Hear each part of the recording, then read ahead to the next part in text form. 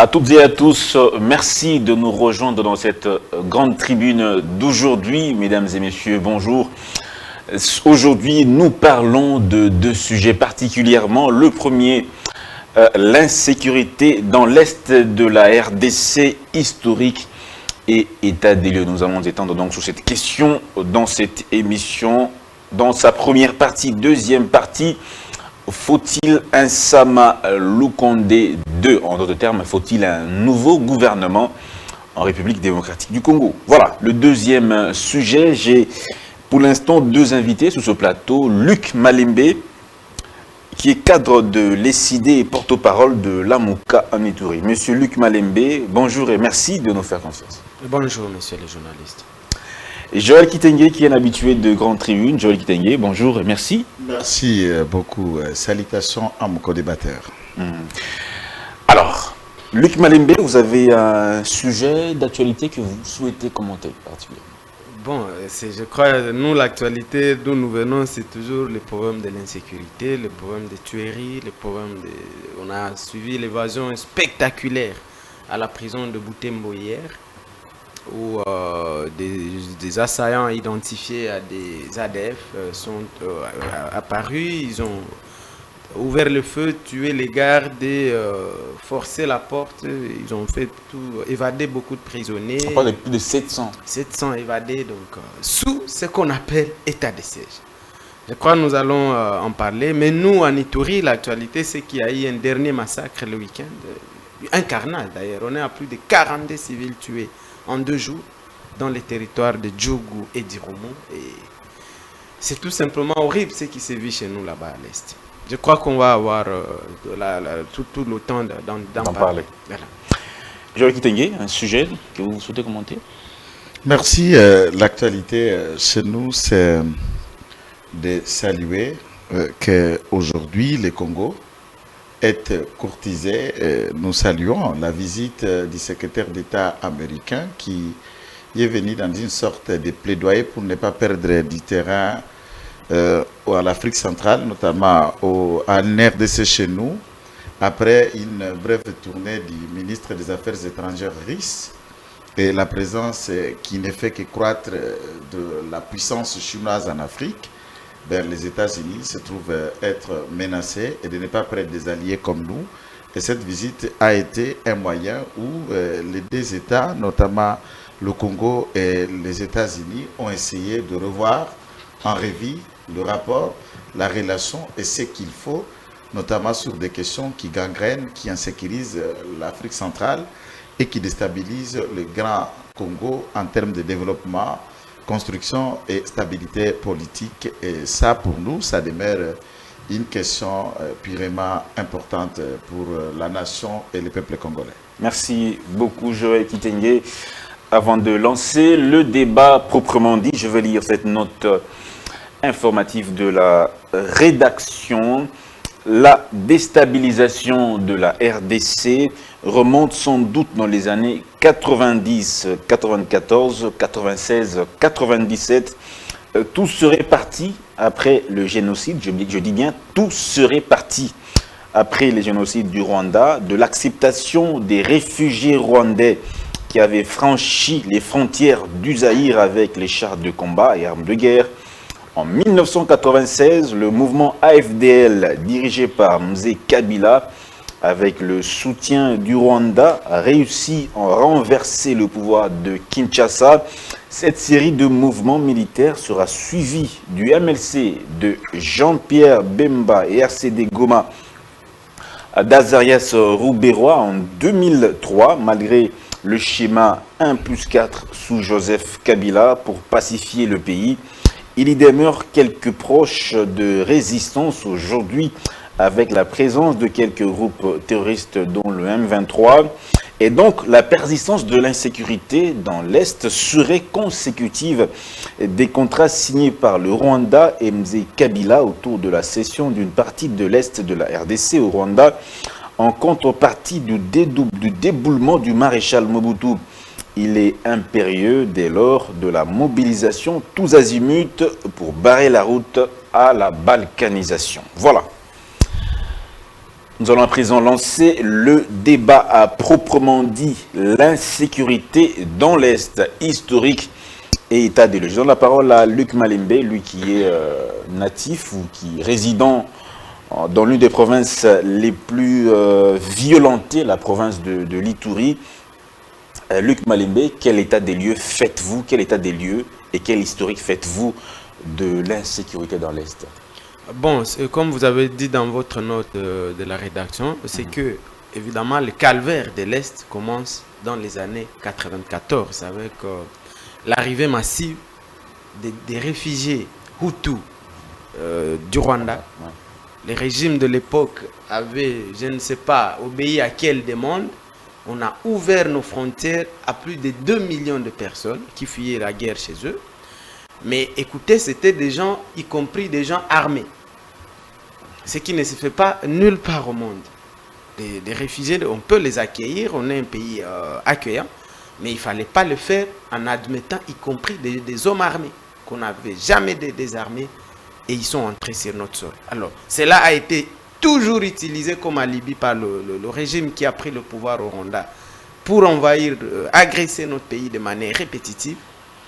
Alors, si ça a commencé avec l'AFDEL, qui était en fait un cheval de Troie, utilisé. La Libye qui utilise le Rwanda pour agresser notre pays. Mais c'est ça l'arrivée des FDLR rwandais, des Hutus, des réfugiés rwandais qui sont serrés, accusés par les régimes. Est-ce que toute la population qui a traversé la frontière, toute cette population, vous voyez parler de plus de 2 millions de réfugiés rwandais, toute cette population s'est muée en groupe rebelle? Non, non. Encore que cette alibi ne tient plus la route aujourd'hui, il faut le préciser, parce que les gens qui sont venus en 94 à l'âge de 40-50 ans, ils sont déjà morts dans les forêts congolaises. Ces gens qui ont commis vraiment, ces vieux messieurs qui ont commis les génocides, ils sont déjà morts dans les forêts congolaises. Les FDLR qui sont là aujourd'hui, c'est des jeunes gens venus à l'âge, c'est pas de 5-6 ans, qui n'ont commis aucun génocide et qui ont le droit de rentrer chez eux et que leur gouvernement négocie avec... En fait, c'est un problème rwandais qui est resté notre problème. Et tous les régimes qui se sont succédés, personne n'est capable de peser pour que le Rwanda accepte de prendre ces FDLR et de dialoguer avec eux et d'aller régler leurs problèmes chez eux. Personne. Vous avez vu M. Tshisekedi à Nairobi. Ils sont déjà là. Ils sont arrivés là. Ils se sont mariés aux Congolais. Ils ont certains. Encore qu'il y a des populations rwandais, comme Hutu, rwandophones, qui sont chez nous depuis longtemps, des Congolais, à Rutshuru, à Massissi. Il y a des Hutus congolais qui sont installés aussi là-bas. Oui, depuis des décennies. Il y a la chef des populations comme les Banyab, des Bouisha, des Rutshuru, ils ont une chefferie ancienne. Une langue bien parlée, évidemment, le Kinyarwanda et tout, mais c'est des Congolais qui vivent chez nous depuis longtemps. Alors, ils les ont trouvés, ils sont restés mariés ou quoi, je sais pas. En tout cas, il y a cette complicité avec eux. Mais moi, notre problème, c'est que ces gens doivent rentrer chez eux. Les Rwandais refusent de négocier avec eux, de les écouter. Ils ont le droit de rentrer chez eux et mener leur politique là-bas. C'est pas notre problème. Mais pourquoi tuer nos populations alors? Voilà, c'est toute la question. Nous avons, notre pays les a accueillis et ensuite ils se sont transformés en bourreaux. C'est la même chose avec les ADF ougandais. Les ADF ont été accueillis par le régime Mobutu dans les années 80, avec la chute du président ougandais de l'époque, c'est pas Idi Amin Dada, et voilà, qui était ami à Mobutu. Mobutu leur a ouvert une base arrière. Et puis, depuis lors, ils sont restés chez nous jusqu'à ce que toutes ces guerres sont arrivées. Mais en tout cas, à cette époque, ils ne tuaient pas les Congolais. Et voilà, en 2013, comme ça, ils ont commencé à tuer. Alors, ce sont des Ougandais, ces gens. Ils doivent rentrer chez eux. Ils doivent aller régler leurs problèmes chez eux. Pourquoi c'est devenu notre affaire, nous, les Congolais? Pourquoi tous les régimes qui se sont succédés, y compris celui... La question de l'Est n'est pas que la question de ces groupes, de ces réfugiés. Il y a aussi ce problème de problème foncier. On va y arriver. Donc, moi, je voulais d'abord préciser cette question, c'est que tous ces groupes armés étrangers, en fait, tous les régimes qui se succèdent chez nous ne sont pas capables de peser pour qu'ils rentrent, pour dire à leur gouvernement de les accueillir chez eux, au Rwanda, de régler leurs problèmes au Rwanda et en Ouganda. Merci. Mais vous dites, ce qui est très important, c'est qu'évidemment, la guerre qui se vit à l'Est, c'est une guerre pour la balkanisation de notre pays. Et ça doit être dit clairement. Ce n'est pas n'importe quelle guerre.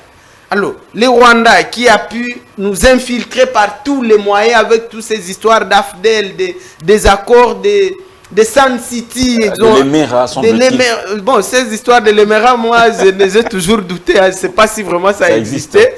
Mais je dis que le Rwanda a profité de l'entrée de l'AFDEL, qu'on nous a vendu comme un truc qui venait nous libérer, alors que ça venait en réalité infiltrer toute notre armée, nos services, tout notre système de défense a été infiltré. Merci. Et ça s'est augmenté avec l'histoire de Sun City, des accords où on a pris des Rwandais du RCD, on a déversé dans notre armée, dans tous nos services. On a pris des Ougandais du MLC, on a mis là-bas. On a pris tout ça.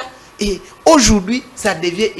Et toutes ces décisions se prennent à Kinshasa. Ça ne se prend pas à Bunia, ça ne se prend pas à Goma. Alors, toutes ces rébellions, en fait, le Rwanda, je ne termine pas là, a mis en place tout un réseau de vente d'armes qui circulent partout là-bas, des armes qui s'achètent on ne sait pas où. Et c'est ça qui crée tout ce qu'on a comme groupes armés locaux.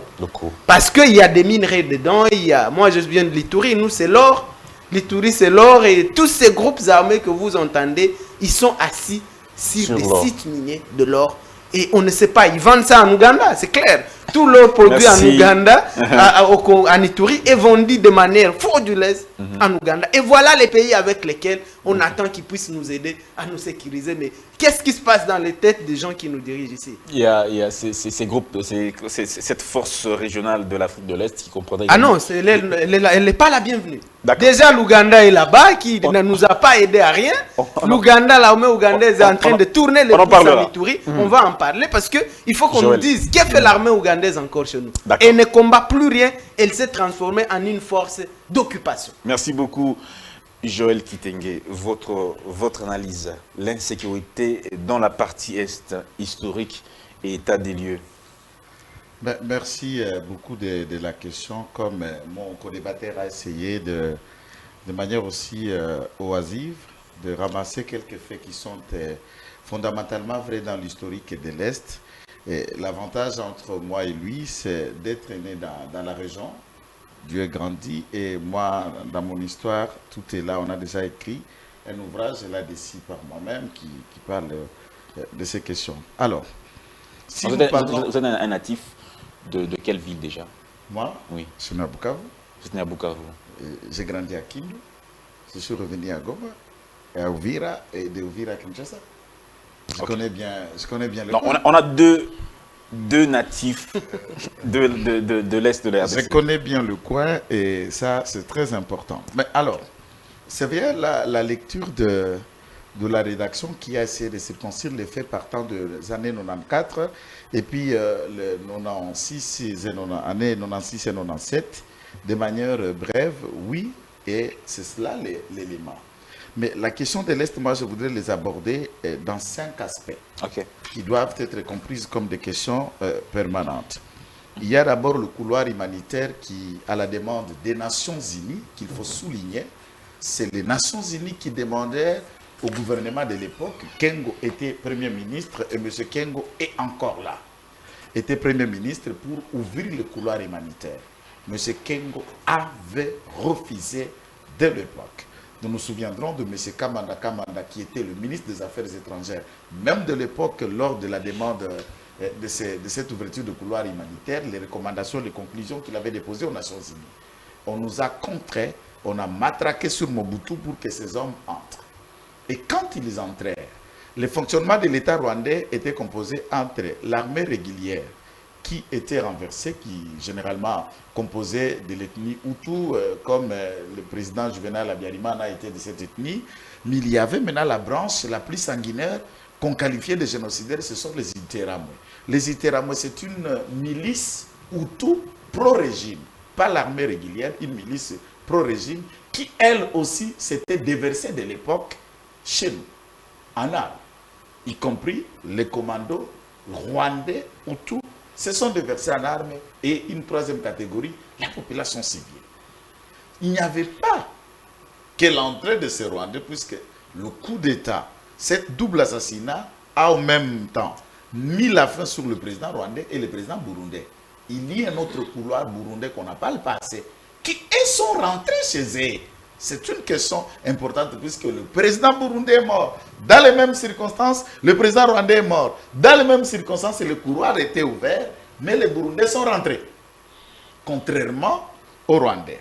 Ce qu'il a affirmé, certainement que nous avons des ethnies Hutus, les Mais Banyaboucha. il a dit que le gouvernement rwandais refuse que ces FDLR... Je voulais poser les jalons. Les jalons, ok. Les jalons, puisque c'est cela la capacité qu'il y a, comment le Rwanda, l'État de Paul Kagame s'est fondé sur des mensonges. C'est la République du mensonge et du maquillage.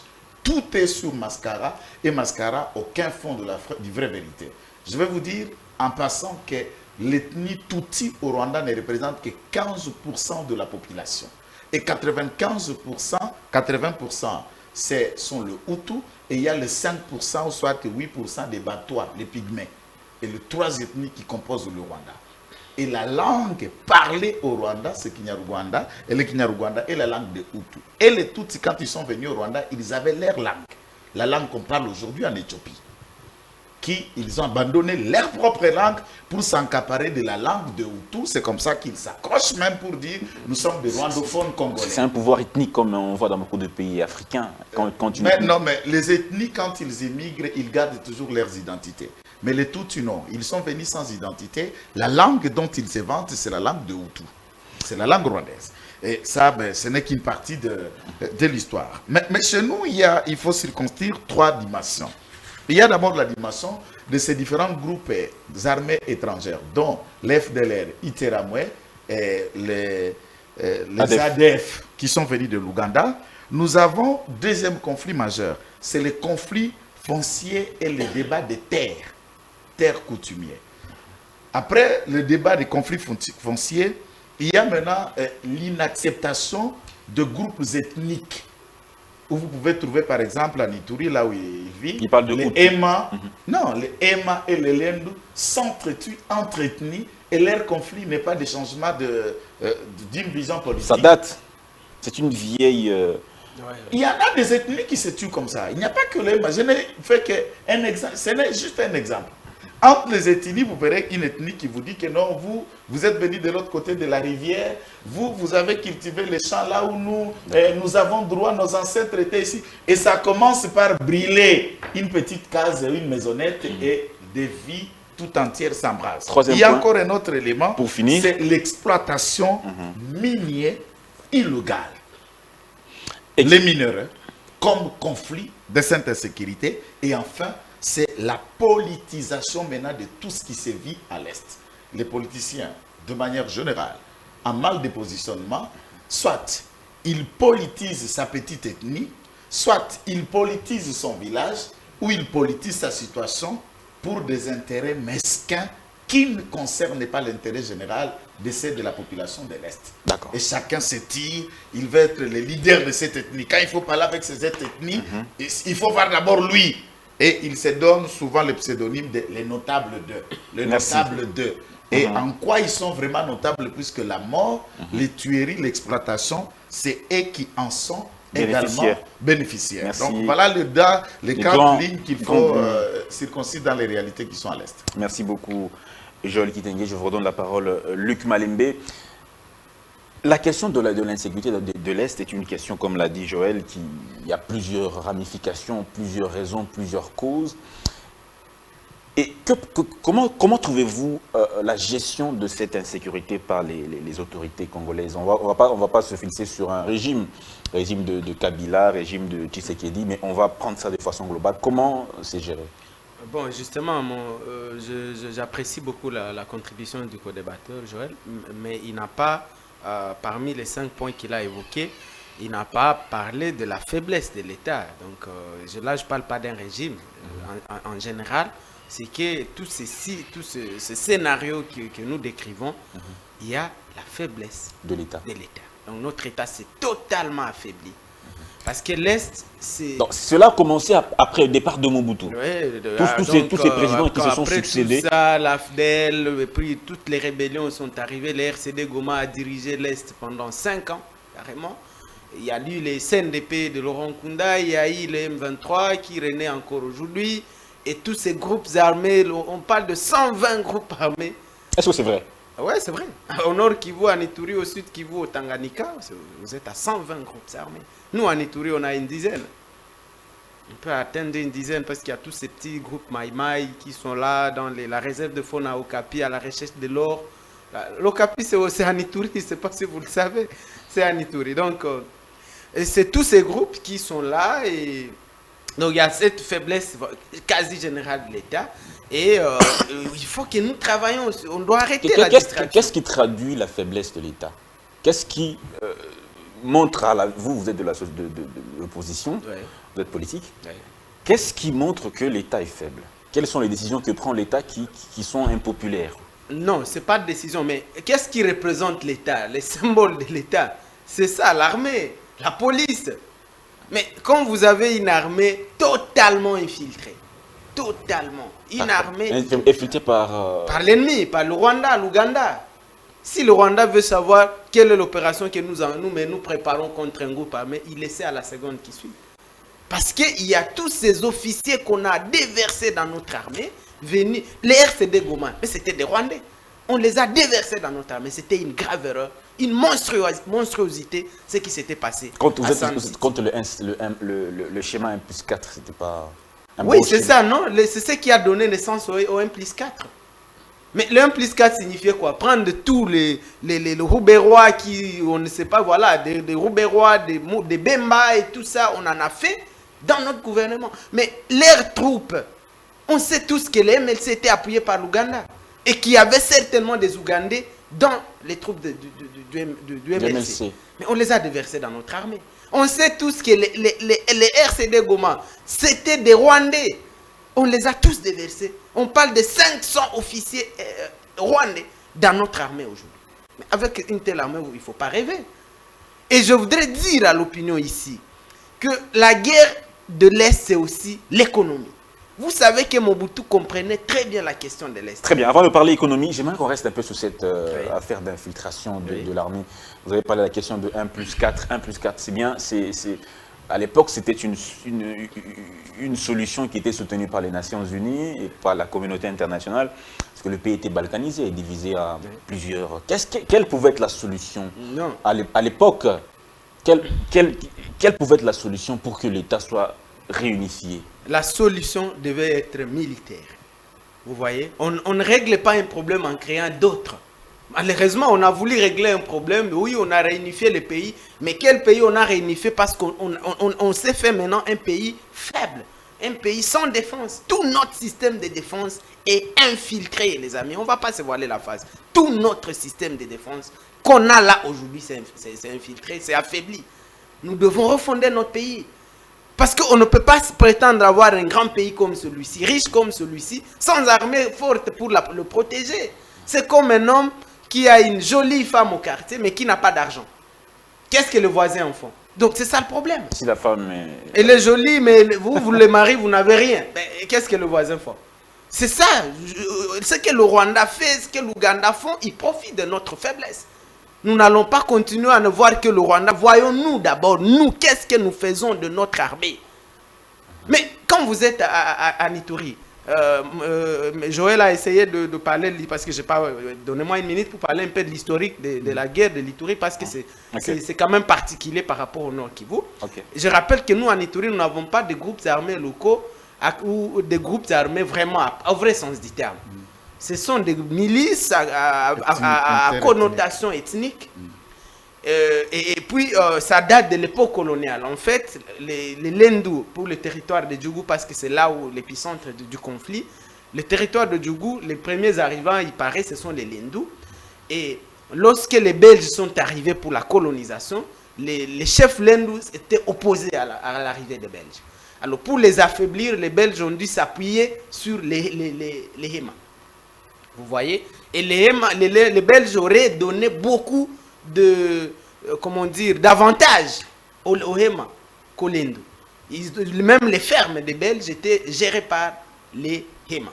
Alors cette situation va s'exacerber avec la zaïrianisation de l'époque Mobutu. On a ravi des concessions qui appartenaient aux Belges et à d'autres étrangers. Il y avait des Grecs là-bas. On les a donnés à des Congolais. Mais les régimes de l'époque demandaient que pour bénéficier de ces concessions, il fallait avoir la capacité financière de les gérer. Et il se peut que malheureusement, ils ont donné apparemment à beaucoup aux leaders Hema Kolendu.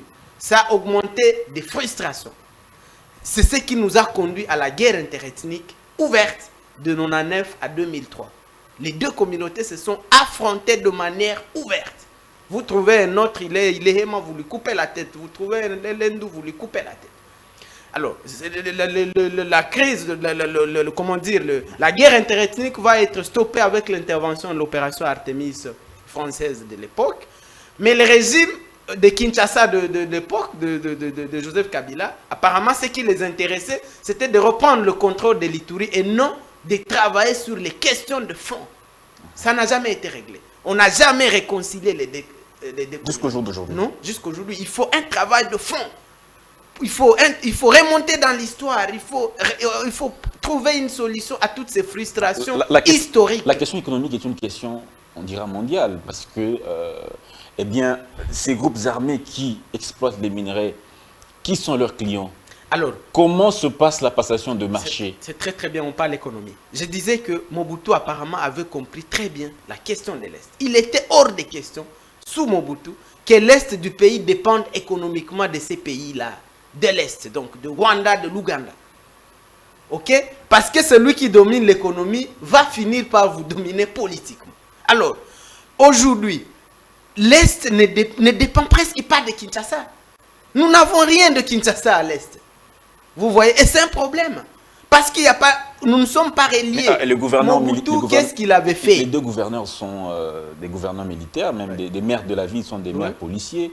Ils reçoivent les injonctions de non, on va y arriver, on va parler de l'état de siège. Mais pour l'économie, je dis qu'il faut absolument mettre fin à cette dépendance de l'Est avec ces pays-là. Parce que nous parlons balkanisation, mais la balkanisation économique, elle est déjà effective. Donc tout ce que vous consommez là-bas vient de l'Ouganda. Nous, l'Ituri, c'est tout de l'Ouganda. Le lait, le sucre, tout de l'Ouganda. les habits. Tout, je dis bien, nous n'avons rien de Kinshasa. Alors, il faut, sous Mobutu, qu'est-ce qu'il avait fait? Il avait ouvert la route. La RN4, qui va de Beni à Kisangani en passant par l'Ituri. Et quand vous êtes à Kisangani, vous êtes au fleuve Congo et vous arrivez à Kinshasa. Toutes ces sociétés à cette époque de Mars, Abuko, tout ça, c'était implanté là-bas. Tout venait de Kinshasa par le fleuve. C'est arrivé à Kinshasa. Alors, tous ces régimes qui se sont succédés ont laissé cette route se mourir. Ça fait que on ne peut pas aujourd'hui faire venir des choses de Kinshasa. Pour les faire arriver à Bunia, c'est impossible. Il faut ouvrir cette route et il faut mettre... Parce que je termine en vous rappelant qu'il y a des territoires entiers qui ne connaissent même pas la monnaie congolaise. Au Congo, quand vous êtes en territoire d'Arou, on ne connaît pas le franc congolais, c'est la monnaie ougandaise. Quand vous êtes à Bunagana, dont on parle ici, mais on ne connaît pas le franc congolais, c'est la monnaie ougandaise. Donc la balkanisation économique, elle est déjà là.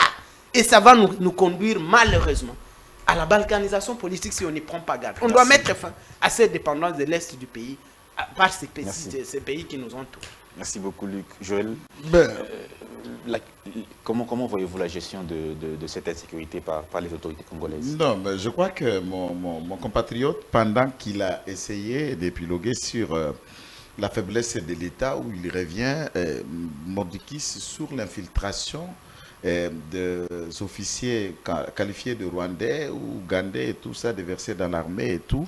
Moi, je crois que cette question, autant que nous tous, nous aimons le Congo et nous voulons les renforcements de l'autorité de l'État, mais il faut prendre cette question avec beaucoup de réserve. C'est une question piège. Laquelle? La question de l'infiltration. Je vais la détailler en 3-4 dimensions. Une question piège. Oui.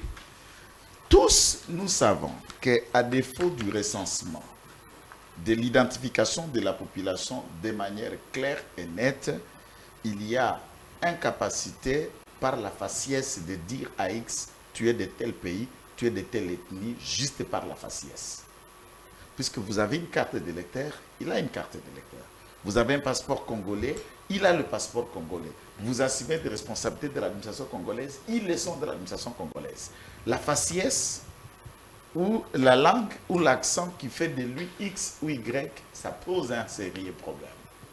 S'il faut parler... Il n'y a pas d'éléments probants qui permettent de définir qui est congolais, qui ne l'est pas. Mais c'est cela la question. S'il faut partir par l'histoire, là où on veut creuser par l'histoire les ethnies qu'il y avait en 1960 et tous ceux qui se font, qui se créent une nouvelle ethnie après 1960 dans l'histoire, là c'est un autre problème.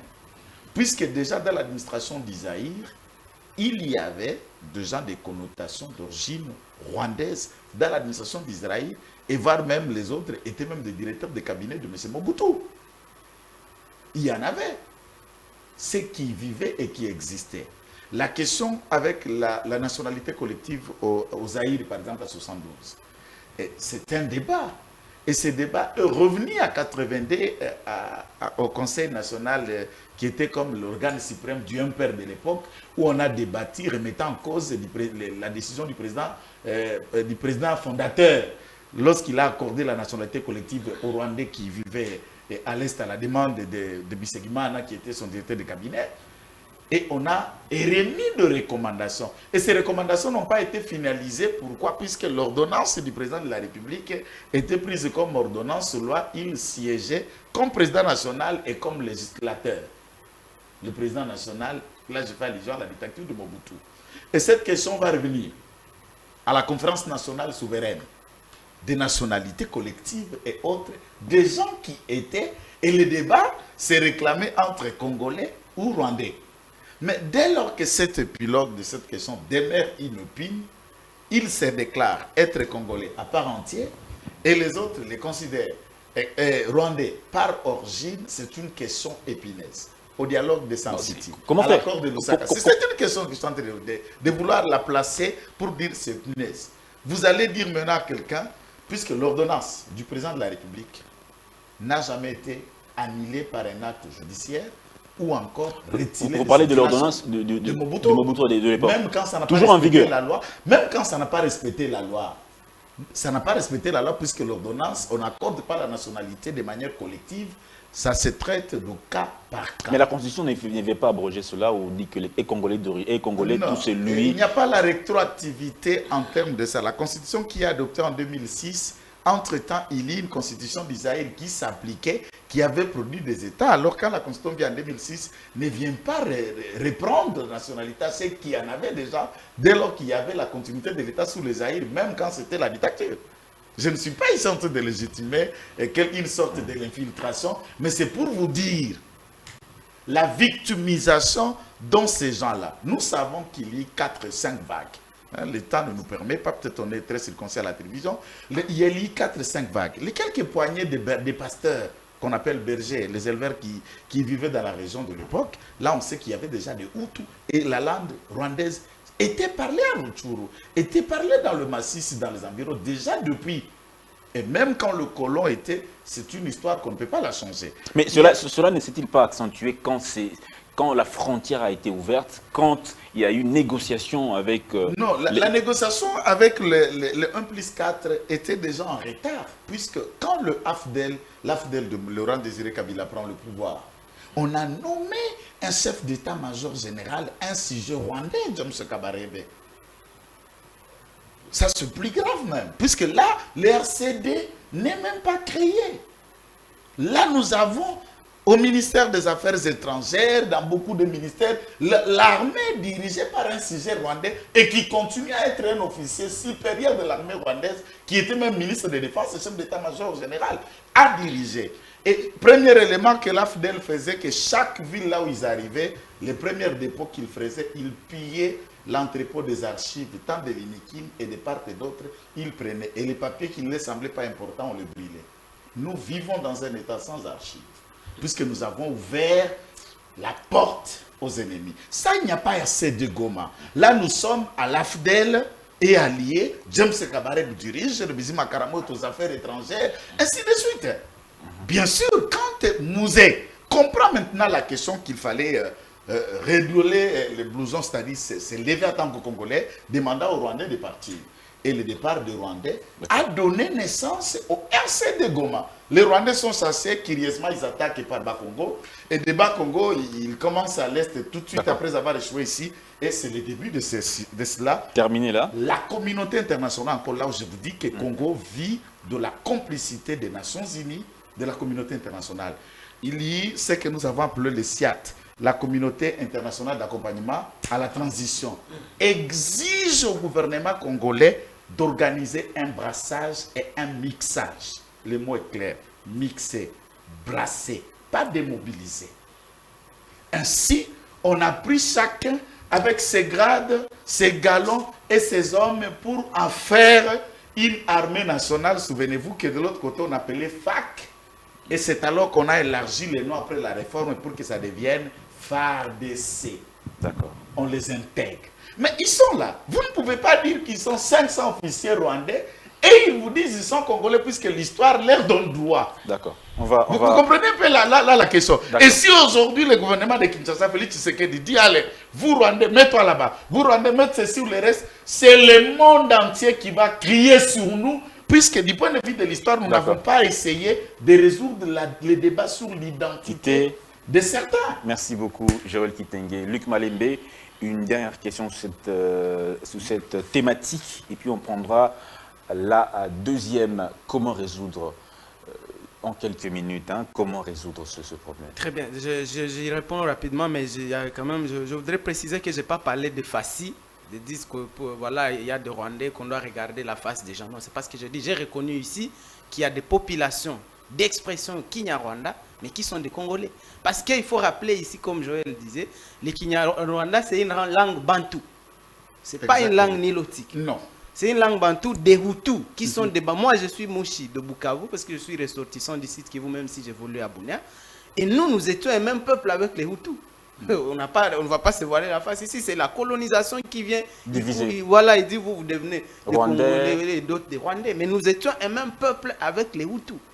Et la langue, le Machi, c'est là où les gens confondent la confusion ici à Kinshasa. Le Machi est apparenté au Kinyarwanda. Exactement. Si vous entendez quelqu'un, moi je parle, vous allez croire que c'est du Kinyarwanda, mais c'est faux. Exactement. Alors, et c'est ici à Kinshasa, on va dire non, là, Rwanda. Non, nous sommes, le Kinyarwanda, c'est une langue bantou. Des Hutus du Rwanda. Ce n'est pas la langue des Tutsis, s'il vous plaît. Donc, alors on va parler solution. C'est que, comme je disais, nous, les CID, avec le président Eli Fayoulou, nous venons de Kisangani où nous avons tenu notre congrès et nous avons produit ce que nous appelons les manifestes de Kisangani qui reprend les grandes lignes du projet de société que nous allons proposer au peuple congolais d'ici 2023 aux élections. Et la question de la sécurité de notre pays, aucun régime ne peut... Moi, je veux vous dire, des gens, j'arrive ici, ils disent non, ils seront réélus. Mais qui va vous réélire d'abord? Tant que vous n'avez pas réglé cette question de l'Est, chers amis, il ne faut pas rêver. Et c'est une promesse du président. Il ne faut pas qu'ils rêvent. Qui va les lire à l'Est? Pourquoi? Pourquoi on va les lire? Non, il a augmenté le budget de l'armée. Non, nous, on n'a rien vu. 400 millions déjà. On a proclamé même un état de siège qui est en train d'échouer lamentablement. Et je suis ici à Kinshasa, où je suis en train de mener un plaidoyer pour demander à M. Félix Tshisekedi de nous lever son état de siège là. Ça a aggravé la situation plus qu'elle ne l'était déjà. La situation en Ituri, je vous dis, nous sommes à plus de 4000 morts depuis que en 16 mois de l'état de siège. S'il vous plaît. 4000 morts. 4000 morts. Je venais de vous parler du récent massacre. On a déjà eu plus de 7 grands massacres sous l'état de siège, messieurs. Où vous avez même décidé de déplacer, attaquer. Ça n'avait jamais eu lieu avant l'état de siège. C'était une erreur monumentale d'avoir mêlé les militaires à la gestion politique et administrative des provinces. Maintenant, ces militaires qu'on nous a amenés là-bas, ils ne s'occupent plus de la guerre. Ils sont dans les mines, ils sont dans les douanes, ils sont dans les recettes. Ils gèrent sans contrôle, il n'y a pas les assemblées, il n'y a rien. Ils gèrent en maître absolu. Ils terrorisent tout le monde. La population est maintenue dans une terreur militaire devenue insupportable, messieurs. On doit nous lever cette histoire de l'état de siège. On doit remettre les... Qu'est-ce que vous proposez à la place? Ce que je propose, c'est que, comme vous savez, l'état de siège, c'est une mesure exceptionnelle qui ne doit pas durer longtemps. Nous sommes à 16 mois, c'est assez, c'est beaucoup, c'est insupportable. Alors, l'état de siège, donc on doit le lever. On doit rentrer à la normale parce qu'il ne faut pas qu'on cherche à nous montrer que l'état de siège constitue la dernière mesure, n'est-ce pas? La dernière mesure pour pacifier. En 2013, quand l'armée a vaincu militairement les M23, est-ce qu'il y avait l'état de siège? C'était grâce à... Est-ce qu'il y avait l'état de siège? Il y avait un gouverneur civil à Goma, M. Julien Paloukou. À la force d'intervention rapide des Nations Unies. Exactement. Donc on a besoin... Qui a appuyé les FARDC. Exactement, mais il n'y avait pas l'état de siège. Donc on peut gagner une guerre, on peut pacifier l'Est sans l'état de siège nécessairement. Alors, ce que nous proposons, c'est qu'on remette les gouverneurs civils, qu'on laisse à l'armée se consacrer uniquement aux opérations. L'armée est éparpillée maintenant. Ils sont dans tout. Ils ne s'occupent plus de la guerre. D'ailleurs, nous, sous l'état de siège en Ituri, nous n'avons vu aucune opération d'envergure de ce qu'on attendait de l'armée. Il n'y a rien. On est en train aujourd'hui, les champs est laissé libre aux groupes armés qui cohabitent, en train de chercher de l'or partout, cohabitent avec l'armée et il n'y a rien qui se fait là-bas. Vous êtes posé les vraies questions sur le financement de cet état de siège. Est-ce que cette armée est-il réellement financée pour mener ces opérations? Nous avons tous suivi avec vous les rapports de la Commission de défense et sécurité de l'Assemblée nationale qui parle de plus de 54 millions déjà débloqués. Cet argent, plus de la moitié de cet argent a été consommé ici dans des bureaux ici à Kinshasa.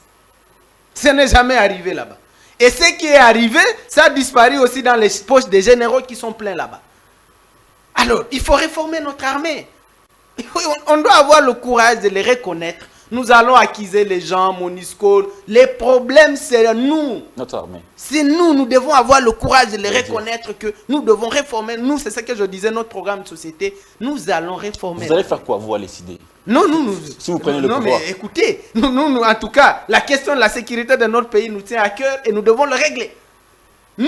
Fayoulou était le premier durant la campagne électorale à dire que s'il est élu, il va déplacer les camps Kokolo à Béni. C'est une solution? Oui, parce que les pays là, est-ce que vous savez qu'à l'Est, partout là, il n'y a aucune base militaire? Rien. Même pas un... Non, mais c'était une base militaire à l'époque Mobutu. Maintenant là, c'est un camp. Il n'y a rien là-bas. C'est un camp militaire que les rebelles tous ont contrôlé. Rumangabo, même le M23 l'avait contrôlé. Il n'y a plus rien là-bas. Il faut équiper notre armée. C'est ce que Mobutu avait compris. Il y avait des bases militaires en Ituri. À Montawa, à Aru, il y avait Rumangabo, il y avait tout ça. Il faut une fermeté avec le Rwanda et l'Ouganda. Vous ne pouvez pas pacifier l'Est avec des régimes qui vont s'agenouiller à Kigali, à Kampala. Vous ne pouvez pas. Il faut une fermeté et peut-être la guerre au Rwanda. Nous devons mener la guerre contre le Rwanda. Il n'y aura pas de solution pacifique. Il n'y a pas de diplomatie à faire avec. Le Rwanda, c'est qu'il ne peut pas... Si vous êtes à Kigali, arrivez à Kigali, vous allez voir que tout ce qui s'est fait, c'est du nouveau. C'est un chantier en fait. Et tout ce qu'ils ont construit, vous allez voir que c'est dans les 20 dernières années ici où ils sont en train de voler des minerais chez nous. Donc le Rwanda ne peut pas survivre sans l'Est. Alors vous dites non, on va faire la diplomatie. Quelle diplomatie vous allez faire avec quelqu'un qui sait déjà que c'est vous qui avez l'argent? Nous devons rester dans la guerre interminable. Nous sommes à 10 millions de morts, chers amis. C'est la population de Kinshasa entière qui a déjà disparu dans cette bêtise. Et vous allez dire, vous allez faire des diplomaties avec ces gens? Non, il faut frapper le Rwanda. Et nous allons le faire à décider. Merci beaucoup. Bon, Joël. Mais c'est ce qui est compréhensible avec mon compatriote qui, dans les premiers sujets, on a parlé presque le même langage, mais là, maintenant, il est dans le virus du fayoulou, il est en train de faire du fayoulisme et il s'est perdu complètement. Je vais rester dans ces mots puisque c'est un intellectuel. Il parle de 4000 morts, comptés d'après CIDE, donc c'est le CIDE qui comptabilise le mort. Je ne sais pas s'ils ont une morgue, je ne sais pas s'ils ont la charge d'enterrer. Quel organisme qui a fait cet état d'enterrement, dès lors que, à l'état civil, là où on déclare des naissances et on établit les dates de décès, je ne sais pas si c'est le CIDE qui a la gestion. S'il peut avoir l'honnêteté intellectuelle, nous disant, avant l'état de siège, dans 16 mois, on pouvait enterrer combien en Ituri? Je me fie à ce chiffre pour ne pas aller dans n'importe quoi. Je peux ne prendre que ce chiffre de 4000 morts pendant 16 mois. Et pendant 16 mois, avant l'état de siège, on pouvait compter combien de morts en Ituri. Tous, nous suivons la télé, nous vivons dans la région, on a des familles et nous pouvons comprendre qu'est-ce qui s'est passé. Il dit, il n'y a rien. Ça veut dire ni nette amélioration, ni avancée et autres. Il tombe. Il patauge. Il parle de 54 millions de dollars qui seraient financés par le gouvernement de Kinshasa, qui tout a été consommé dans la lanterne administrative à Kinshasa.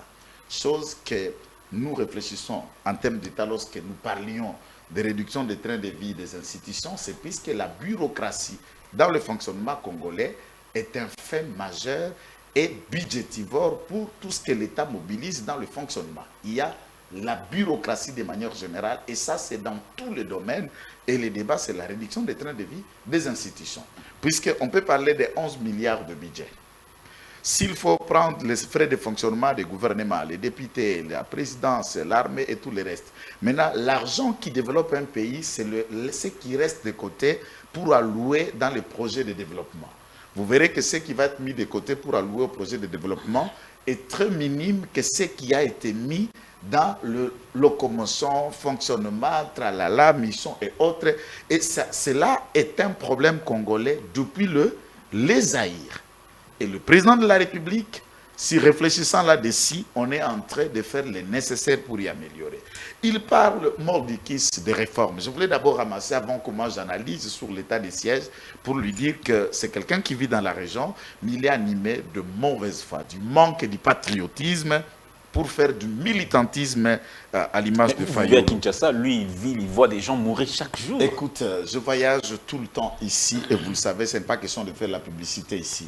Autant que lui, puisqu'il était dans la région, il est ici, il quitte. Nous sommes des acteurs politiques, nous voyageons. Okay. Vivre dans sa maison et devant son téléviseur et son téléphone n'est pas gérer l'État. Il n'a pas l'information sur l'ensemble des gestions de l'État. Il a l'information sur le fonctionnement de l'ECID et ça c'est normal. Alors, quand on parle de réformer l'armée, il dit qu'il faut la réforme.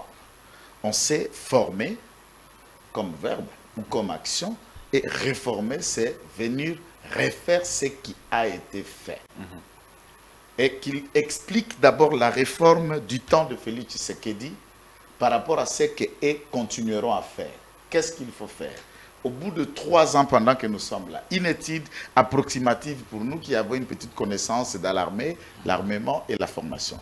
On ne peut pas créer une armée nouvelle dans le temps et dans l'espace pour donner naissance à des officiers qui ne viennent pas ni de la mixage, ni du mixage, ni du brassage, encore moins de démobilisation de groupes armés comme on en a créé pour insérer.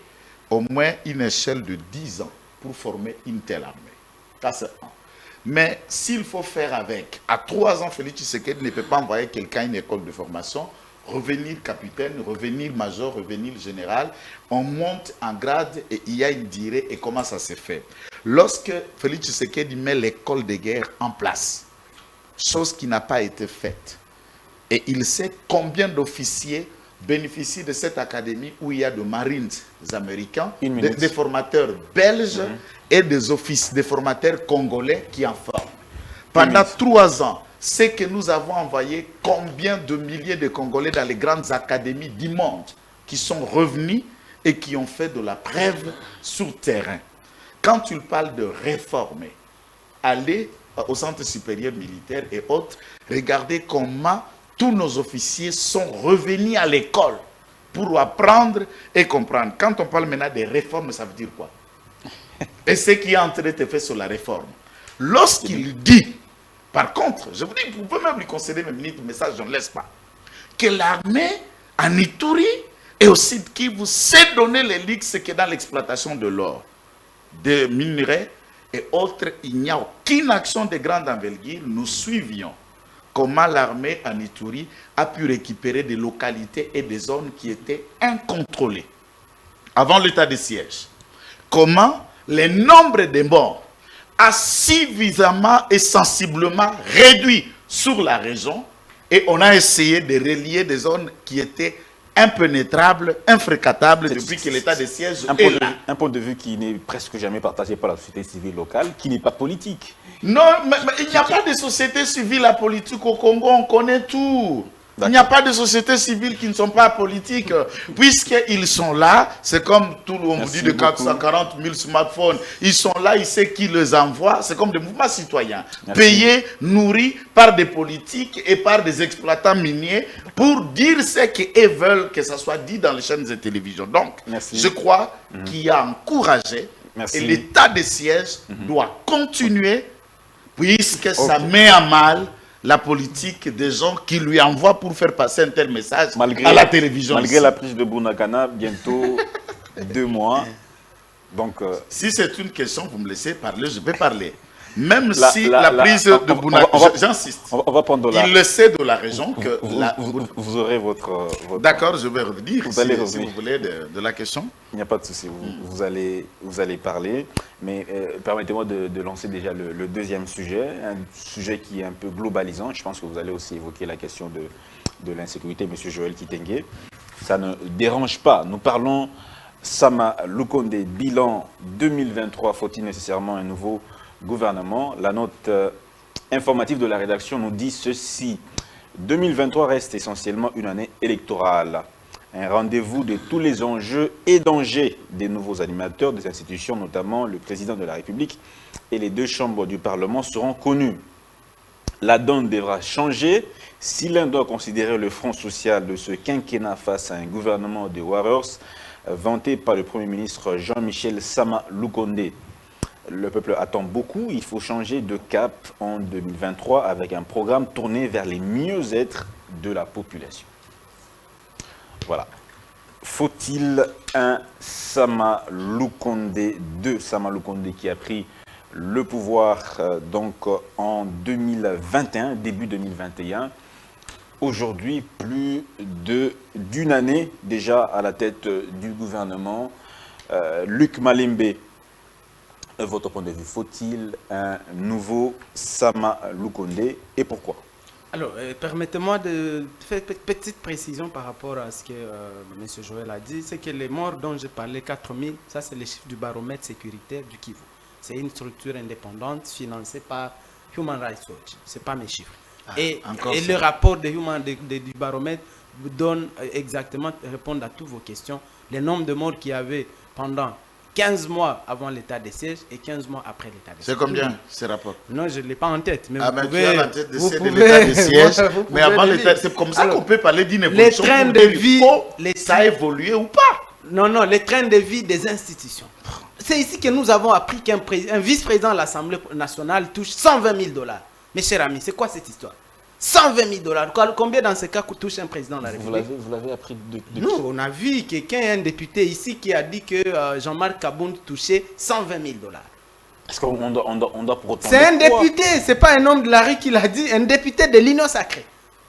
C'est pas moi qui l'ai dit. Il faut et monsieur, voilà. On ne connaît pas les motifs qui l'ont animé à le dire. Non, mais il est de l'Union sacrée, c'est ce que je note. Alors, moi, pourquoi je ne peux pas lui faire confiance? Et M. Kabound avait dit qu'il y a un train de vie excessif des institutions. C'est pour ça que ces gens sont dans la jouissance, ils s'attribuent tout l'argent de l'État à eux-mêmes et ils laissent le peuple. Un militaire, il a quoi dans tout ça? Quand un vice-président de l'Assemblée touche 120 000 $, c'est-à-dire un président, il a combien? Non, c'est pas ça, c'est pas comme ça qu'on réforme un pays. Donc, je crois que l'Union sacrée, c'est tout simplement une malédiction pour notre pays. C'est un échec, c'est une erreur grave. Vous êtes venu changer les choses, mon ami. Il ne faut pas venir nous dire, non, ça a commencé depuis Mobutu. Vous êtes venu changer les choses. Vous n'êtes pas venu faire la continuité du système Kabila, que nous tous, nous avons combattu avec vous. Alors, je termine par la campagne médiatique mensongère mise en place par l'administration militaire sous état de siège. Méfiez-vous de ça, mon ami. Beaucoup d'images montées, mensongères. Nous qui vivons là-bas, les députés du Nord Kivu et de l'Ituri, la société civile, tout le monde, nous vous avons dit, levez cette histoire d'état de siège. Ça ne nous aide pas. Et vous venez nous dire, non, ça doit rester. Mais pour qui vous l'avez fait? Pour vous-même? Ou pour vos calculs électoralistes, pour nous écarter des élections? Mais messieurs, vous avez menti. Nous devons aller aux élections. Si c'est ça vos petits calculs-là que vous voulez nous maintenir dans un état de siège inutile, pour nous écarter des élections, ça, là, ça ne veut pas passer. Alors, parlons de... Qu'est-ce qu'il faut croire? Il faut vous croire, vous, de l'opposition, ou bien ceux de la société civile qui avancent des chiffres, ou bien ceux de l'Union sacrée de la nation qui disent qu'il faut continuer avec cet état de siège qui produit des fruits remarquables. D'ailleurs, c'est ce qui a permis qu'on puisse dénicher la complicité effective du Rwanda avec preuve à l'appui. C'est l'état de siège. Non, il n'y a rien de nouveau. On sait que le Rwanda nous agresse depuis 28 ans. Ce n'est pas aujourd'hui qu'on le sait. Le RCD était appuyé par le Rwanda. Ce n'est pas un secret. Le M23, les CNDP, tout ça. Il n'y a rien de nouveau là-bas. Mais vous venez de dire ici que Bunagana est entre les mains du M23. Ça fera 2 mois et c'est sous état de siège. Ça aide quoi ça? Ça nous aide à quoi? Écoute, à part l'Union sacrée, qui d'autre demande le maintien de cet état de siège? Je viens de vous dire que les députés de l'Ituri, du Nord Kivu, tous dans leur majorité, de l'opposition comme de la majorité, ils ont demandé clairement, ouvertement, la levée de l'état de siège. La société civile locale, les mouvements citoyens, tout le monde, ça c'est pas l'opposition. Alors, pourquoi les gens ne veulent pas? C'est quoi? Qu'est-ce qu'ils mijotent derrière leur histoire d'état de siège? Et je viens de vous dire que nous devons aller aux élections en 2023. Et nous ne voulons pas entendre parler de nous écarter, nous, parce qu'ils savent qu'ils n'auront rien au Nord Kivu comme en Ituri. Ils n'auront rien, il ne faut pas rêver. Il n'y aura rien là-bas pour l'Union sacrée et pour leurs candidats. Il n'y aura rien. Alors, c'est pour ça, comme vous voyez, il n'y en aura pas. C'est comme ça apparemment qu'ils sont en train de vouloir nous écarter des élections et ça sera inacceptable. Alors, parlons de la question. 1 minute rapidement, je te donne la parole. Okay. Oui.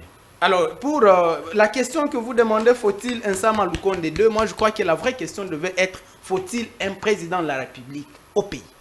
Mais nous avons un pouvoir, l'exécutif qui est bicéphale.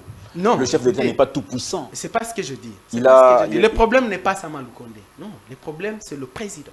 Nous avons besoin d'un chef de l'État. Nous n'avons pas besoin de quelqu'un qui joue le rôle de chef de l'État. La question que je dis, la question que je vous pose, oui. Monsieur Tshisekedi n'est pas tout puissant.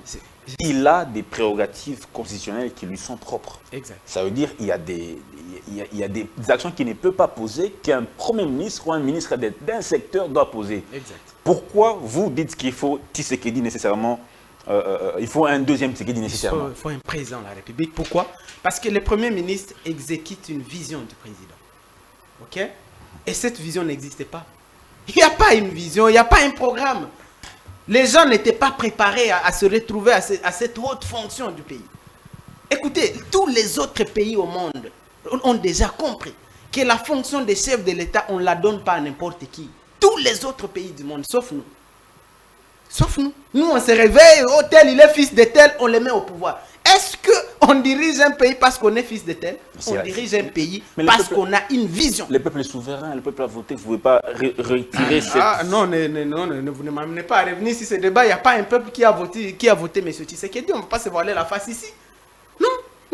Sur ce point-là, nous sommes clairs sur ce point-là. Le peuple n'a jamais voté M. Tshisekedi.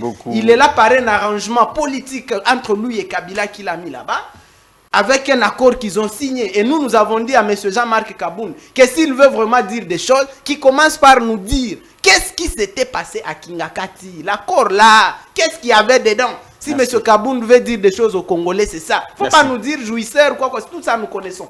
Il ne faut pas nous dire des choses, il faut nous dire, et peut-être que M. Kitenge va nous le dire ici, qu'est-ce qu'il s'était entendu avec Kabila à Kingakati. C'est ça les choses que les Congolais attendent pour se retrouver au pouvoir. Merci beaucoup, Luc Malembe. Monsieur Joël Kitenge, je vous redonne la parole. Faut-il un Sama Lukonde 2?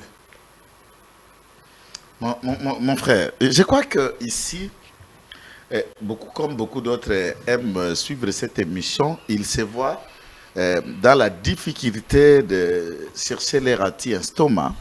Ils sont en train de souffrir de la gastrite, de voir les inepties, je me dis bien. Luc Malembe, que je ne suis pas en train de les découvrir, de les connaître encore, puisque je sais qu'il est vacciné par les vaccins de Fadenhaus.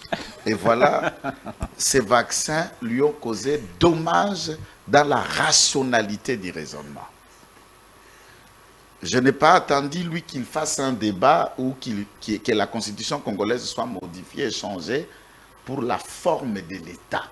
La forme de l'État où nous parlons du présidentialisme renforcé ou le régime présidentiel seulement. Tu le rappelles, monsieur le journaliste, sur le bicéphale. Donc, l'exécutif qui est bicéphale. Il y a un gouvernement qui gère au quotidien la politique nationale. Tout ce qu'il y a de l'état de siège est direct et autre.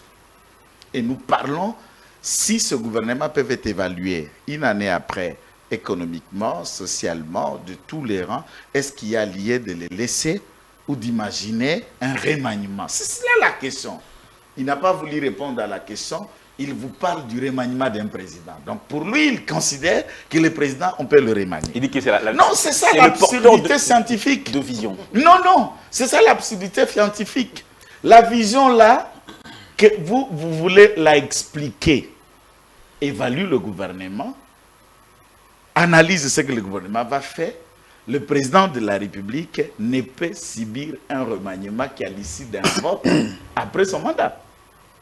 Lorsque celui-ci se transforme, imaginez comme si le Sud Kivu, le Nord Kivu, encore l'Ituri, lui a mandaté pour parler.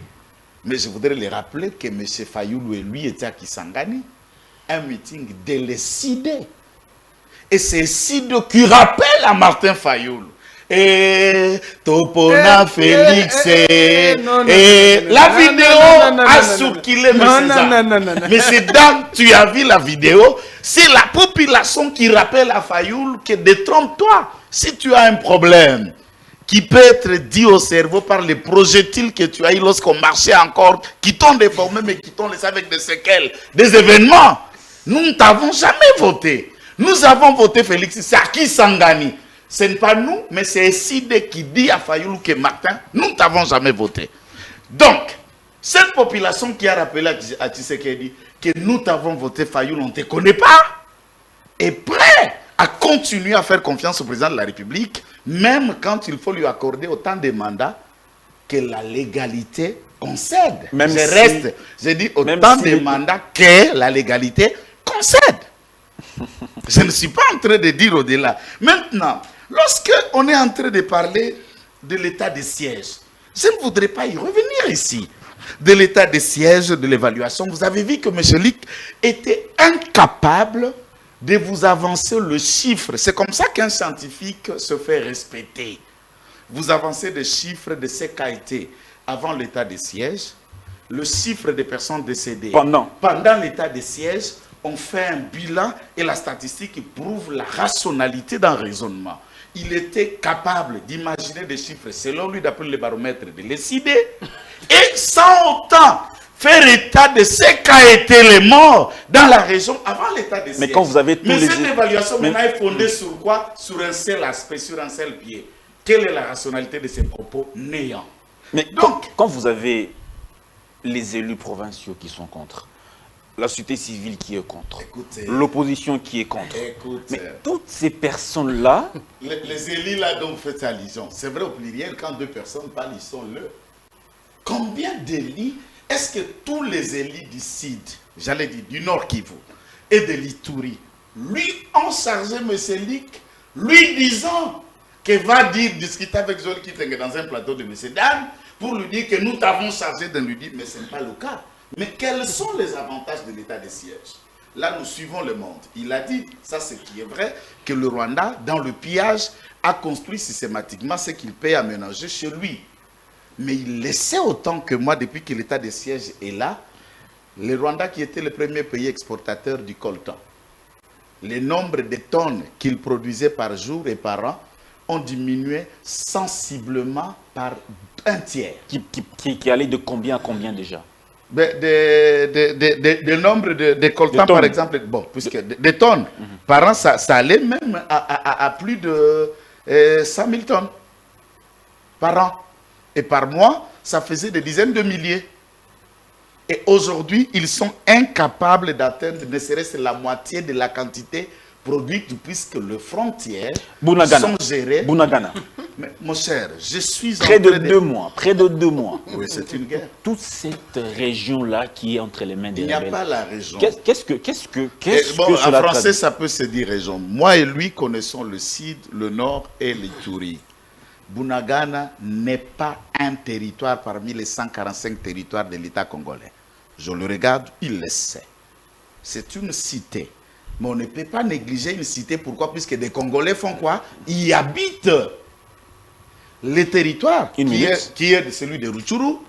Pourquoi ces forces rebelles, même vantées par les porte-parole de la MONUSCO, sont capables de progresser pour occuper ne serait-ce l'ensemble de Rutshuru, l'ensemble de Lurangong ou le Nord Kivu? Qui les contraint de ne pas progresser? C'est l'armée congolaise qui n'est pas en train de reconnaître les efforts. Et pourquoi est-ce que cette même armée n'arrive pas à déloger ces rebelles? La guerre n'est pas une mission comme nous le faisons là.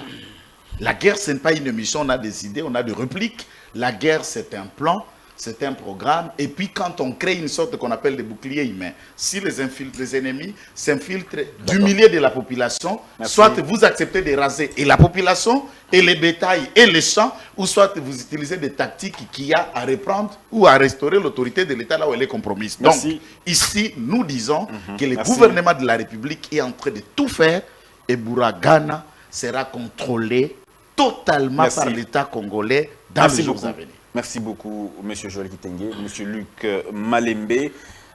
Vous dites que le problème, c'est le chef de l'État. c'est lui le porteur de vision. Restons-en. Les prouesses qui ont été faites par le chef de l'État depuis qu'il est là, telles que vous avez suivi la publication de certaines IA, notamment le projet de développement de 145 territoires qui a déjà été lancé il y a un moment. Il y a l'augmentation des salaires des fonctionnaires de 30% au deuxième trimestre 2022, de 45% au troisième trimestre, donc déjà à partir du mois de septembre au-delà. Je pense que il y a le projet Kinshasa Zéro Trou, il y a l'augmentation de 400 millions de dollars de budget de l'armée, mais tout cela, vous ne voyez pas et vous dites, il n'y a rien. Monsieur Joël. C'est une façon de voir de l'opposition qui voit toujours tout négativement. C'est ce que faisait l'UDPS à l'époque, quand ils étaient dans l'opposition. Tout ce que le régime Kabila faisait était mauvais. C'est aussi la même philosophie aujourd'hui. Que vous adoptez. Monsieur le journaliste, j'aurais voulu que vous puissiez, vous êtes journaliste, descendez dans la population, demandez s'ils ont déjà vu tout ce que vous avez dit là. Ça, 45 territoires, c'est encore quoi? Il fallait nous dire des projets 100 jours. C'est où 450 millions de dollars débloqués des caisses de notre pays qui ont disparu. C'est où ça? Non, il n'y a rien de tout ça. Allez dans la population. Ok, vous allez me traiter d'opposant, mais allez, vous êtes journaliste. Allez demander si quelqu'un a déjà vu tout ce que vous avez dit là. Ça n'existe que dans la tête des gens de l'Union sacrée. Mais ce Joël... Mais l'augmentation de salaire des fonctionnaires... C'est où? Il n'y a pas. Il n'y a pas. C'est où? C'est comme la gratuité de l'enseignement qui est en train d'enterrer définitivement. Mon ami ici, non, que mais je connais ça depuis enterre longtemps. définitivement notre système éducatif. On est dans des classes où il y a 200 élèves. La couverture santé universelle. Non, mon Dieu. Non, s'il vous plaît, arrêtez ça. La lutte contre la corruption. Ça n'existe. Quelle corruption? Mais la corruption se porte à merveille.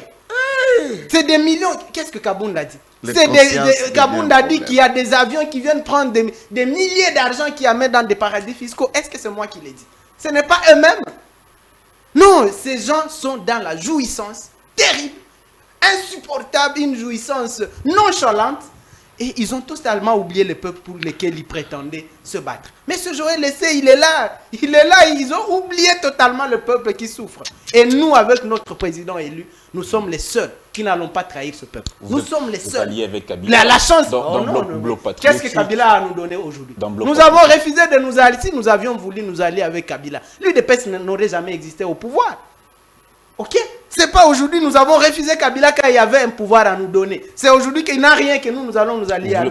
Qu'est-ce que Kabila a à nous apporter? Vous disiez à l'époque que Tshisekedi était était à la solde de Kabila. Exact. Jusqu'aujourd'hui. Mais il exécute la vision de Kabila. Vous avez entendu, M. Joël n'est pas à mesure de nous dire c'est quoi la vision de Tshisekedi. Parce que justement, il n'y en a pas. Il y a un programme qui est Il n'y en a pas. Ils tâtonnent. Ils tâtonnent, ils sont dans des jeeps en train d'acheter ça et là, des palissades. Ils tâtonnent. Alors, non, mais je ne vais pas laisser passer M. Joël. Il a quand même, non, M. Joël, arrêtez ça. Vous n'êtes pas quand même, vous êtes un homme respectable. Comment vous pouvez nous dire que vous avez vu une vidéo où le peuple de Kisangani dit à Martin Fayulu qui ne l'a pas élu? J'ai la vidéo ici. Mais les gens de l'UDPS ont changé notre vidéo. Est-ce que ça, c'est notre foule là que vous avez vu? C'est nous qui l'avons mobilisé. C'est pas vous. Comment notre... Non, mais arrêtez ça. Les gens de l'IDPS, quand ils ont vu comment Martin Fayulu a triomphé à Kisangani, comment il a pris tout Kisangani, la place de la Poste. Moi, j'étais à Kisangani préparer l'arrivée de Fayulu. La place de la Poste a refusé du monde. Oui.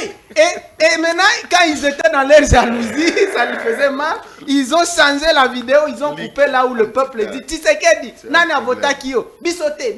C'est ce que le peuple de Kisangani a dit. Tshisekedi, nani a voté Kio, bisoté. Ils ont coupé Tshisekedi. On retient que Tshisekedi n'a rien fait. Rien du tout. Et il nous a fait perdre du temps. Ça fait 5 ans de perte de temps.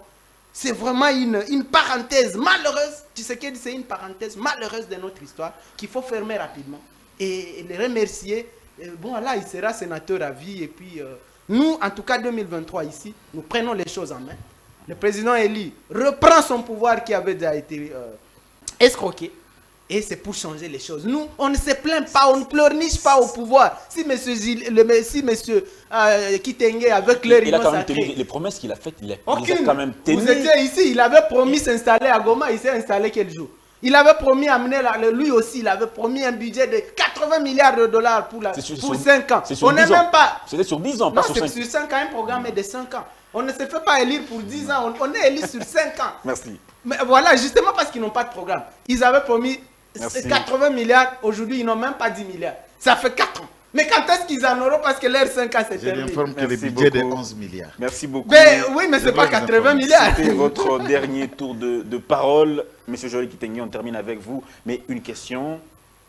Vous avez suivi récemment les grèves des médecins, les médecins du SINAMED qui ont donc amorcé leur grève. La grève des professeurs des universités qui dénoncent le non-respect des engagements signés avec le gouvernement. Voilà, on va d'abord rester sur ça. Mais écoutez, mais bien avant que vous me rameniez dans les grèves, vous avez vu combien mon ami Lick est souffrant de cette maladie que nous appelons la maladie de la haine, de l'ironie et du mauvais sens. Et cette maladie, beaucoup en souffrent ici dans un hôtel à la Gombe. Donc, je crois, lorsque vous lui donnez des chiffres, 30% du salaire du fonctionnaire congolais, qui est déjà en train d'être payé depuis le mois de mars. Mais quelle est la valeur de cet S'il argent? vous plaît, Quelle est la valeur quand on regarde? Vous parlez du pouvoir d'achat. Il faut rester dans pratique. Le pouvoir d'achat, c'est un phénomène mondial. Le pouvoir d'achat, quand on montait de biens d'arrêt et de biens de première nécessité, suivait l'actualité à travers le monde, tout a bousculé le monde. Il y a eu la crise économique précédemment, il y a eu le Covid, ensuite il y a eu la guerre de l'Ukraine, ce n'est pas l'Ukraine qui nous nourrit, mais ça bloque la traversée des grands paquebots, des grands bateaux dans les eaux russes et ukrainiens pour raffier, et le trafic de l'homme, c'est des zones où l'Organisation mondiale du commerce est en train de faire ses navettes et ses trafics. C'est là où ça affecte sensiblement la vie des gens. Mais je voudrais rester d'abord dans la pratique congolaise. 30% qui est des pratiques. Vous comprenez qu'à l'ICID, ils n'ont aucun agent de l'État qui s'est engagé là-bas, puisque celui-ci leur dirait combien il touche.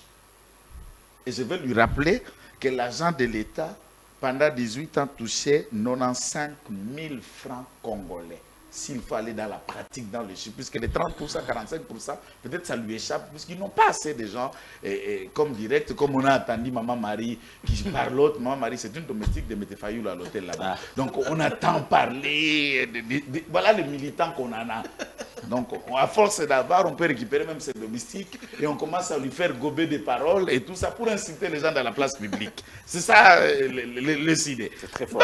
Donc, mais je vous dis, c'est une domestique Marie n'est pas domestique, c'est une domestique une femme respectable. Il n'y a pas question de respecter. Non, respectable, je ne retire pas. Je m'assime. Je ne parle pas de respectable, de son âge, des propos qu'elle peut. Je ne parle pas de respectable. C'est une femme qui souffre des problèmes d'éducation de base. Alors, lorsqu'on parle de 400 millions de dollars pour l'armée, il nie ça. Lorsque la veuve du militaire touchait que 15 dollars, soit 30 000 francs congolais, pendant 18 ans. Et aujourd'hui, la veuve touche 256 000 francs. Pas un projet, c'est la pratique. Lorsqu'un enseignant touchait 90 000 francs, de 30 000 à 250 000 à 256 000 francs, soit 700% de majoration. La pratique, je parle à la télévision. La veuve militaire et des policiers touchent 256 000, de 30 000 à 256 000. Le record que vous ne pouvez... Vous allez vérifier ça, monsieur le journaliste. Mais parce c'est que ça, là, je vous lance un défi et je suis à la télévision. Celui qui me suit peut venir me contredire. Je viens avec des éléments et nous venons avec des bordereaux de la banque puisqu'ils sont payés à la banque. Ce n'est pas de main à main. D'accord, nous allons vérifier. Exactement. De 30 000 à 250 000. Ça, c'est le gouvernement Samaloukonde qui l'a fait.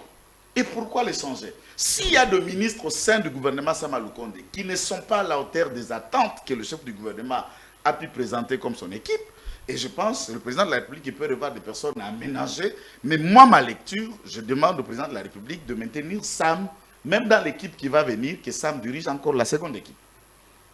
Mais il y a quand même des ministres qui se sont distingués dans l'excellence. Et il y a de ceux Grève. qui ne se sont pas distingués. Grève aussi. Vous avez parlé de grève. Il faut d'abord souligner. le non-respect des engagements. Non, les engagements d'abord qu'on explique, ça c'est un gros mot. Le non-respect des engagements, c'est quoi? Il y a un contrat. Aucun médecin n'a un seul mois d'arriéré de salaire. Aucun médecin congolais. S'il vous plaît, je voulais passer les mots.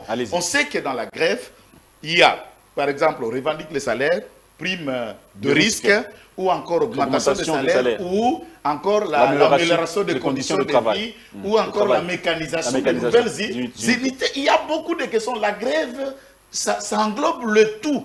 Quand on dit le non-respect des accords tenus ou les restes, qu'on vous dise qu'est-ce que le médecin congolais touchait avant Félix Tshisekedi, qu'est-ce que le médecin congolais touche aujourd'hui? La prime de risque qui était de 3 000 francs par nuit est devenue de combien aujourd'hui? 3 000 francs qu'il les touchait. Et ces 3 000 francs est parti à 260 000 francs. Prime. Mais finalement, vous voyez qu'il y a déjà... Les professeurs d'université, aucun professeur, je regarde la caméra, ne touche moins de 2 500 $ le mois avant d'abord Félix Tshisekedi. Il vous regarde, hein? Mais je suis en train de dire, puisque je dis et je le sais, et Moïse Ozang le sait, et même ça, ils tous dans une des banques que je ne vais pas faire la publicité. C'est à la banque. C'est à la banque, vous pouvez passer dans cette banque et vous le dites. Non, mais écoute, l'ensemble des professeurs, vous et moi, nous le savons, même à l'ESID, il y a un professeur de Vos. L'ensemble des professeurs sont des acteurs politiques. Non, de Vos a refusé votre DIP de la honte. Respect non, mais il n'est pas aussi professeur au mérite. Non, il n'est pas dans la catégorie des gens qui peuvent avoir le DIP. C'est encore un professeur associé. Non, respect au prof. Non, c'est encore un professeur qui n'est pas à la hauteur de prendre la DIP puisqu'il n'a pas encore le grade d'obtenir ce DIP. Monsieur Joël. Et quand il va arriver au grade de professeur, on va voir. Mais pour le moment, de Vos, il fait preuve Monsieur Joël Kitenge. Écoutez, je vais clôturer pour dire, de grèves sont consacrées dans la Constitution. Même l'État français, même aux États-Unis, à travers le monde, les grèves, il y en a. De manifestations, de mécontentement, les indignés en Espagne et partout au Canada, des gens manifestent, expriment leurs droits s'ils trouvent qu'on peut améliorer les conditions du travail, hormis les avancées, n'est-ce pas, qui ont été faites. Donc, de ces faits, moi, je crois que SIDE, nous avons un programme. Ce programme-là, les députés de SIDE au Parlement ont vu Sama Lukonde venir présenter un programme qui a été massivement adopté. On a une vision axée sur 18 piliers et nous sommes en train de le faire. Et nous ne connaissons pas les projets de société de Fayoulou, puisqu'il n'y a aucune alternative. Les projets de Fayoulou, c'est la haine. Merci beaucoup, Luc Malembe. L'émission. Oui, on peut clôturer. Je crois que vous avez noté que dans leur jouissance, nos amis de l'Union sacrée sont ici et le peuple est là-bas. Tout ce qu'ils racontent là, je me demande qu'est-ce que le peuple qui nous écoute dit de ce que M. Joël a dit. Parce que ça n'existe nulle part. Dans leur jouissance, ils sont en train ils croient que quand ils sont en train de se partager l'argent du pays là-bas, et que c'est ça les Congolais que nous partageons ensemble avec eux. Non, le peuple souffre, notre population souffre. D'ici 2023, messieurs l'Union sacrée et votre président, on va vous dégager. Merci beaucoup. On va vous dégager, on doit sauver notre pays. Vous êtes un danger pour notre peuple. Merci beaucoup, monsieur Luc Malembe. Merci beaucoup, monsieur Joël Kitenge. Je vous dis merci. En 2023, les Congolais nous donneront confiance.